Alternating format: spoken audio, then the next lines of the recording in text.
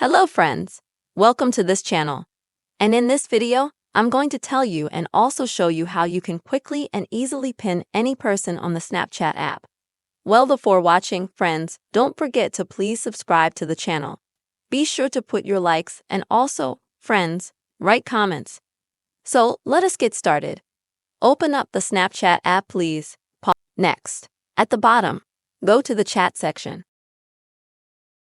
After which, if you would like to pin someone, tap and hold on that person. Next, select chat and notification settings. After which, choose to pin the conversation. As you can see, this conversation will be instantly moved up and pinned among all your chats, so you won't have to search for it for a long time in the future.